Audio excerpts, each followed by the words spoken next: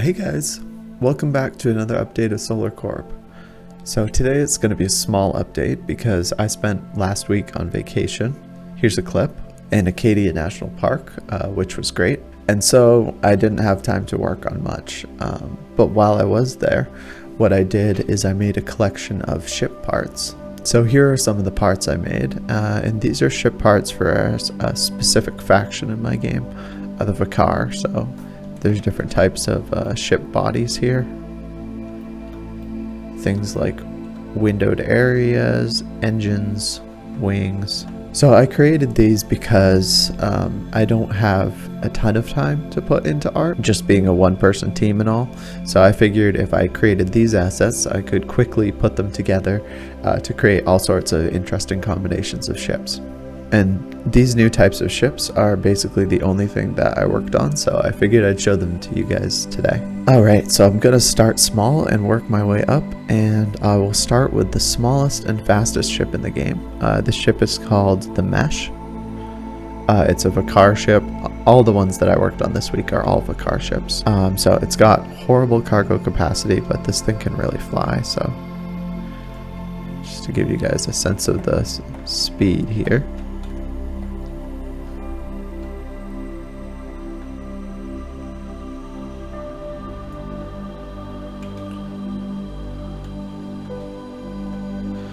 The other thing about this is, since it's so small, it has terrible armor, so it's very easy to destroy yourself. Alright, the next ship is the Fennec, which I actually reworked to use this style of art. So now it's got 4 wings instead of 2. The cargo containers also look a little bit better. So here it is. I'll show you the outside of the ship. So yeah, the idea with this one is that it'll be good for small cargo runs, and even though the player will start out in the Mesh now, this will be a good upgrade. Alright, so now we move out of the small class ships into the medium class, and we move to a ship called the Leopard. And the idea behind the Leopard is that, like with a lot of Vakar ships, this one is supposed to be a faster ship, but it's also got very bad armor to it, but it can hold a lot of weapons. So this ship is more of a hard hitter. If I take an overview of the outside here.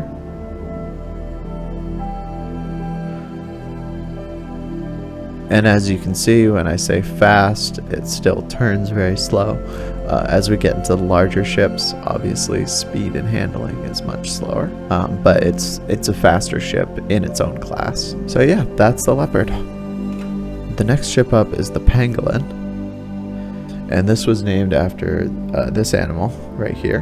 And it was named for that because it is a slower transport ship and it's heavily armored. So let me turn this into the light. So if you're more interested in trading and less interested in fighting, and you're going to be going to some safer sectors, then this will be very good at cargo transport. Alright, so now we move out of the realm of medium ships into the realm of a new type of ship for this game, which is a heavy ship. So this one is called the Osprey. Most of the Vakar ships are named after animals, and it's meant to be a battleship. So again, this maybe doesn't have as much cargo capacity as other ships, but it's got a ton of weapon slots on it. So the point of this, as its description will say, is basically during the Planetos Uprising, the event of story that caused the gate to explode, this was used as the heavy hitter for the Vakar fleet. So its purpose was get into a system, do a ton of damage, but since there's not much armor, get out quickly. And being a capital ship, it's quite slow. And then just for some scale comparison, here's it next to a space station. You can see that it's actually somewhat of a comparable size to the space station, which is pretty cool. Alright, last but not least, this is one of my favorites. This is named the Peregrine, and the idea behind this one is that, like the Pangolin, it's a very heavily armored transport. So heavy armored and fast, but very few weapon slots on this.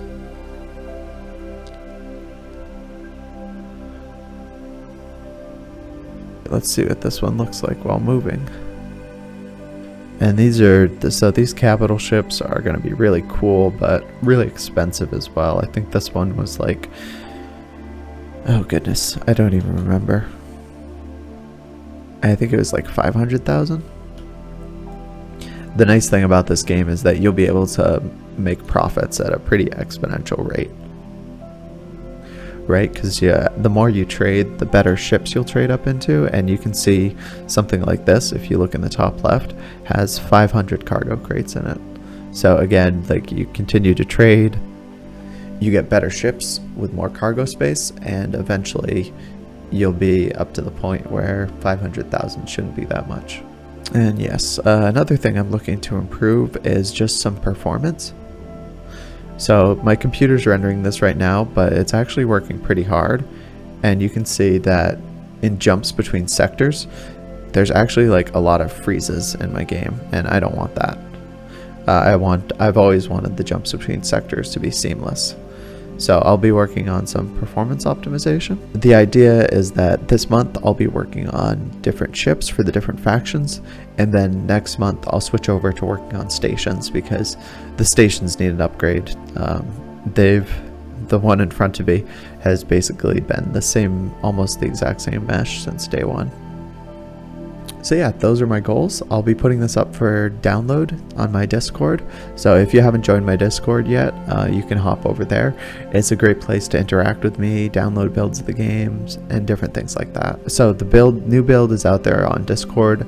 Just to let you guys know, it is not a stable build. It is buggy. For example, when I jump to this sector, I can't actually move anywhere. That's just my disclaimer there. If you guys are enjoying these videos, please give this video a like and be sure to subscribe, and I'll see you guys 2 weeks from now.